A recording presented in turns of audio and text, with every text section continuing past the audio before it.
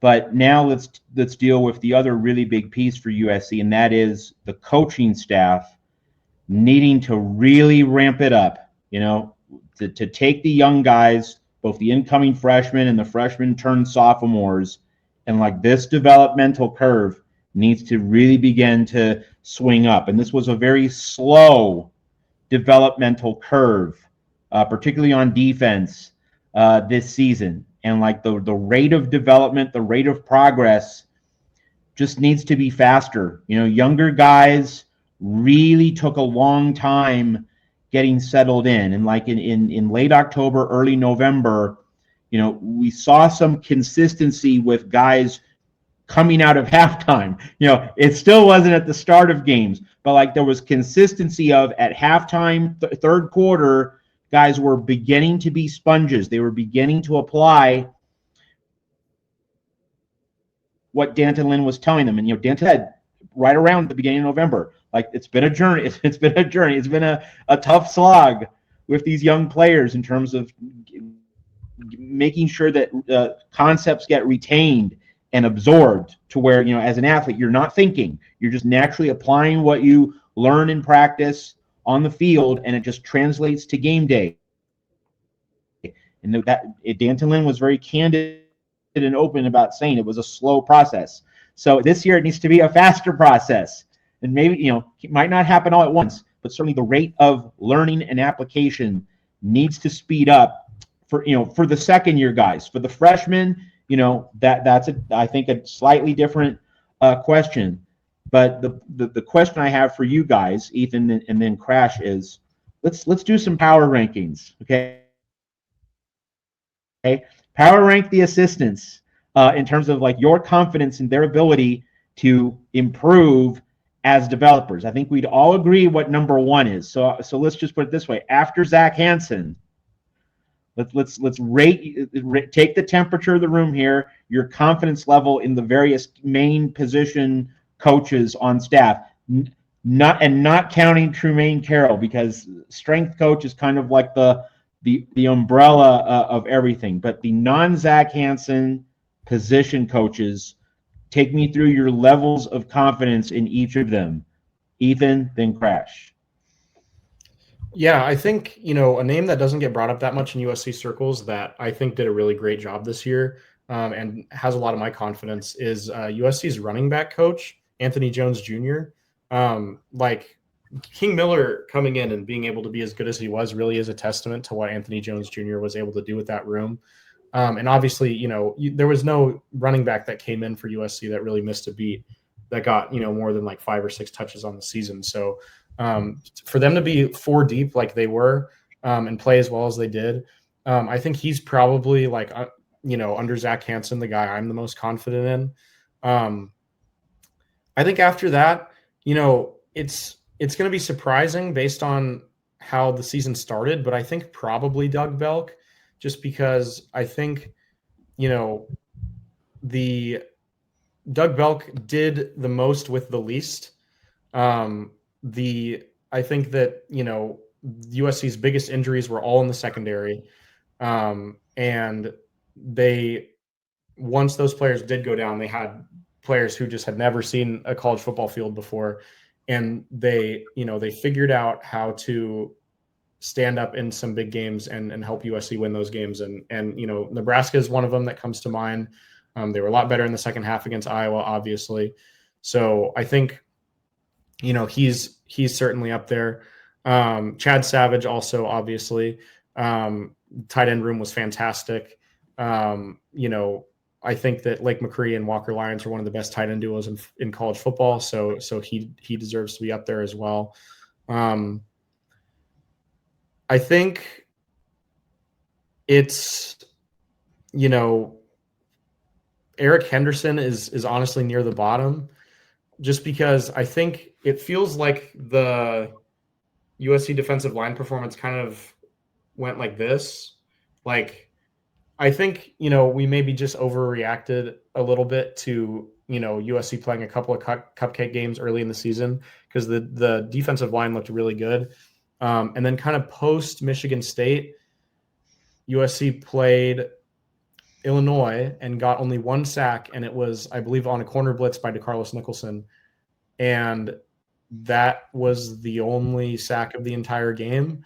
And then I believe after that, like, it never really felt like the defensive line was the same again. So, weren't really getting home on the quarterback, weren't really getting home on, the running backs. And hey, it's not horrible. Like, we didn't have a UCLA horrible defensive line. UCLA's defensive line was god awful. Goodness gracious. If you want to laugh at some stat lines, go look at the sack and tackle for loss numbers that UCLA put up this year. But I still just don't think that I saw much improvement. And so I'd really hope to see more improvement from him next year. And then obviously Rob Ryan's at the bottom. And I don't think I really need to go into why. But I think that we've litigated that a lot on this podcast. So, but I'm an optimistic person. I have hope for people. I believe that people can change. So, maybe he can change, and I will certainly be happy for him if he does. But I do think that it's the longest shot, probably. Yeah, so I think I'll just start at the bottom, at least with kind of the obvious ones. Rob Ryan and Ryan Dutery, I think, are kind of at the bottom, given that just kind of what has happened in their rooms under their watch this season. So no, I think we have, like you said, Ethan, I think we've litigated those ones enough. So won't go too much into depth there. I think guy at the top of my list for me after Zach Hansen I got to give a lot of credit to Chad Savage, but he's been able to come in and just have Lake McCree and Walker Lyons, not just both playing well, but also being really encouraging of each other to be successful. Like, you could easily see that where even if you could just possibly show where maybe, there could be some jealousy between them if one's having a better game and gets more targets, gets more receptions than the other. But that does not appear to be the case with McCree or Lyons this year. So really a lot of credit to Savage for how he just developed those guys. I think also Dude was impressed with Dennis Simmons too, and just how he was able to turn Tanuk Hines into that alternate third option this year. So I think he's kind of near the top of my list too, the wide receivers coach, especially just if there was a game where Mekhi Lemon or Jacoby Lane struggled. Hines was both a good option then to be the go-to guy, or also just that third option when both Lemon and Lane were heavily guarded, which is often a lot of the cause. And I think obviously defensive line, like you said, Ethan, or I'll keep it on offense because I've been more impressed there. I think Luke Heward, I think he did a good job. I mean, surprised he was the one who got the nomination on, not that he did a bad job, but I was surprised he was the coach on the USC staff nominated for the Broyles Award, especially given, the job Zach Hansen's done. And I think Zach Hansen, of all the assistant coaches, did the best job this year at USC. So it was very surprising that Hansen didn't get a nod to be a finalist for the Broyles Award this year. So wanted to point that out. And then I think, kind of like you. Then I think also, let's see. Then I think, like you said, Anthony Jones Jr. doing a great job with the running backs, especially when both Wayman Jordan and Eli Sanders went out, getting King Miller to be pretty effective in most games. And as for the defensive coaches, I think kind of like you said, defensive line, defensive ends started good, but then kind of went a little downhill. Linebackers we already discussed. And then Trevon Reed, I mean, I think it sounds like I've heard some of his interviews before. I know he talks a good game, but I think the quarterbacks room got better throughout the year, but it was definitely like that whole secondary, like we said, has struggled at times. So really just, hopefully and then Doug Belk too, just with overseeing the whole secondary. I think there was definitely like those two guys. I think they had some struggles at the start, but kind of pulled it together, but still kind of some definitely at times questionable moves, especially with Kamari Ramsey at nickel. So those are kind of my thoughts overall and kind of how I'd sort of roughly power rank all the coaches on the staff. I'll just try and add a few things here. I wouldn't say Dennis Simmons is doing a bad job as wide receiver coach, but I think it's worth noting, Dorian Singer, when he came in as an elite portal piece, he did not get developed. And, there has been a track record of, USC has one or two stars, but then do the depth pieces in the wide receiver room get developed? year one of Lincoln Riley was the best year for USC's receivers as a whole. Not only because you had Jordan Addison, and not only because you had Mario Williams at the top, but you had Taj Washington, you had Kyle Ford, you really had Brendan Rice came along. You really had a lot of different guys contributing. Like there were five, I'm going to make people hungry. There were five guys in that wide receiver room who were threats. And like we saw them against Tulane in the Cotton Bowl. You know, Brendan Rice had a huge game. And a lot of USC fans, if you go back 3 years, people were angry at Brendan Rice. They thought, bust in the middle of the season, but he stuck with it. And in November and then on into the Cotton Bowl game. And of course, Taj Washington, Mr. Reliable, but as a third or fourth option, that was USC's best year. I'm challenging Dennis Simmons to get back to the 2022 standard. So, Mekhi Lemon has had a Biletnikoff worthy year. So you can't say Dennis Simmons has done a bad job, but I do think it's important for USC to have five guys, with or without fries, five guys in that receiver room who are all significant threats, contributors. You had that in 2022. You really haven't had it since then, because some portal options haven't panned out, and the depth pieces, below, Chinook Hines is a success story, but below that, I think I need more from my wide receivers coach in a Lincoln Riley offense. So if there's one guy on the offensive side of the ball I'm really expecting more from, it is Dennis Simmons. As for the defense, I'm just going to say this. Should we all be panicking that Rob Ryan hasn't been fired at this point? Like, is it time to ring the alarm bell here, Ethan, Crash? Any thoughts on that, or you're not worried just yet? Well, Matt, I think that just considering like how much we've been, just talking about Rob Ryan on this show and not exactly, considering how many times I've imitated him on this show, I think our stance here on the USC channel, the voice of college football, is very clear on what Rob Ryan's future should be with USC. He should not have a future. He should be packing his bags. He should be getting a box. He should be clearing out his office right now. I'm just going to say that right now. So I think that, I think he was definitely, like I've said, he was interesting, funny to listen to. Oh, yeah, Eric Gentry, right? I think that even still, he just didn't live up to the hype of those press conferences, of those interviews. The hype didn't turn into consistency on the field. It didn't turn into what we needed to see from the linebackers room. So I don't know if he'll get let go. Lincoln Riley has shown a loyalty that I think sometimes is a little too dangerous at times. We saw this best with Alex Grinch, and I'll even admit at the time I was like fine with giving Grinch a chance, even though looking at it now, I know I was very wrong to support him on that. But still, I think just after what we've seen from Ryan this year, he needs to go. And I'm wondering, after some of those last games, I'm just wondering he shouldn't have been coaching past like the end of the season. So I think USC needs to look at upgrading the position there.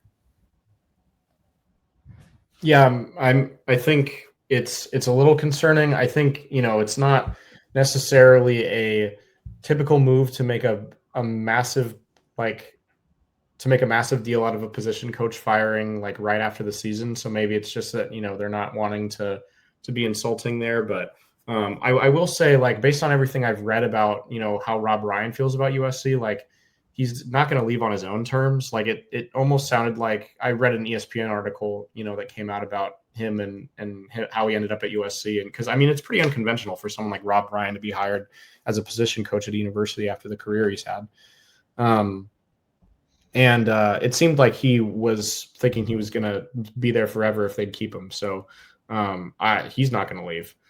So someone else is going to have to show him the door. And so it'll be interesting to see if, USC is willing to do that.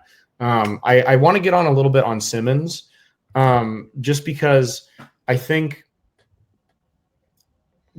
based on what I've heard from Lincoln Riley and the staff, and just generally the way that the receiver development has shifted in the program in the past few years, I think that having a really top-heavy room was actually intentional, because I think that, they realized last year, like, you had Deuce Robinson also in town, you had Zachariah Branch, then you had Lemon and Lane. It sounds like the staff kind of made the decision that, like, all right, like, we're going to have too many cooks in the kitchen if we keep all four of these guys. So we're just going to kind of like try to keep the two best, who we believe are the two best, Lemon and Lane, and then, kind of tell that Zachariah and Deuce Robinson that the writing's on the wall, and then and then that'll, so be it, basically. I don't know if it's the right choice. Like, I think especially about having Lemon, Lane, and Deuce Robinson all in the same wide receiver room. I think that would have been just unbelievably cool. And so, my heart hurts a little bit that we didn't get to see that. But I do think that move was a somewhat staff-wide intentional move to make, like, not make the room less deep, but like maybe really focus development and game plan and just emphasis in general on a couple of key receivers that USC thought was going to be stars. And it paid off in the sense that Lemon and Lane were stars, but I do really get what you're saying there in the sense that, like, it's kind of frustrating from a depth perspective, and frustrating when now those two guys are headed to the NFL and you're kind of like, who's going to step up and replace them? Matt, I'd like to add to that. I think it's certain on to what Ethan said here about, I think there's certainly a balance you got to strike where, and I'm not saying depth isn't back. I mean, we saw how it benefited USC when Wayman Jordan and Eli Sanders went down in the running back room. But if you have too many guys who can ball out, does that crowd it up? And then, like we saw last year, yeah, you had Lemon and Lane, then you had Deuce Robinson and Zachariah Branch. But what's going to happen if you have too many guys who think they're not going to get cut, who think they aren't going to get the receptions and targets they think they deserve? You're going to see attrition in those positions. So it's a really careful balance of how do you make it so that we have like go-to options, but also not make guys want to leave. So in that case, if that's your strategy, what I really want to see from Dennis Simmons this offseason is I really want to see key development of just obviously Tanu Kynes, because he's going to have to step up, assuming both Lemon and Lane are gone.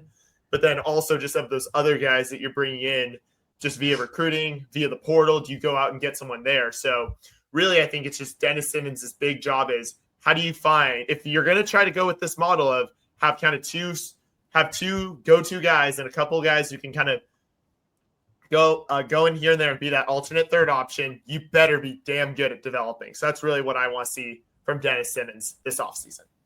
It's really interesting how this conversation, this show has taken an interesting turn. Like, I did not expect to be talking about wide receivers this much, but like this is a really not just interesting but important point.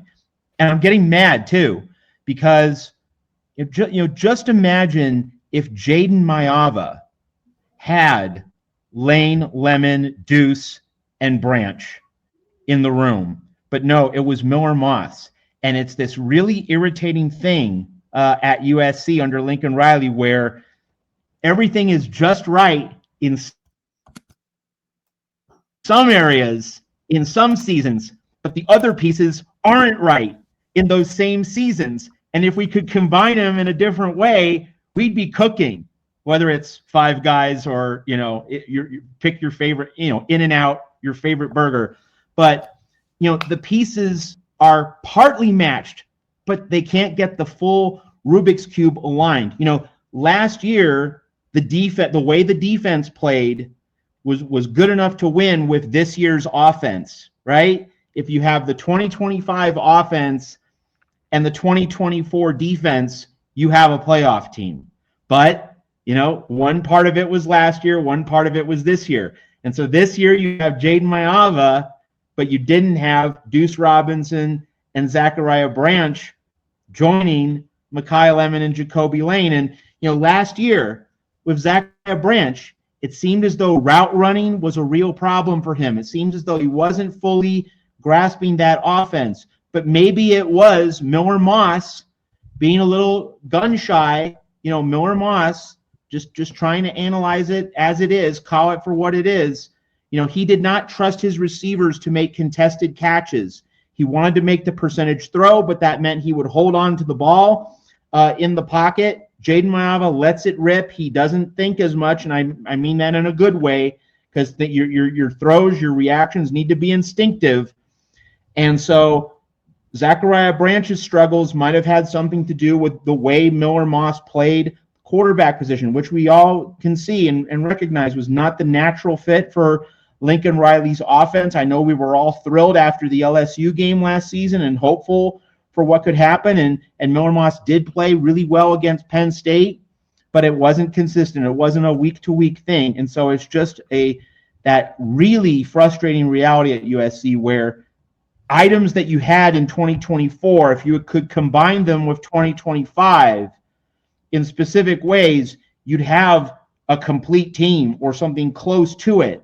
But no, you had pieces of 24, pieces of 25 that weren't able to be matched together at the same time, and you're having USC falling short of the playoff goal, the playoff standard. And so, Dennis Simmons, to get back to Dennis Simmons, his failure to maximize Zachariah Branch. Deuce Robinson developed. Deuce Robinson came along. You could kind of see him late in 2024 becoming a fully realized product. But Zachariah Branch just never caught on. And yet here he is under Kirby Smart, who is not an offense-first coach.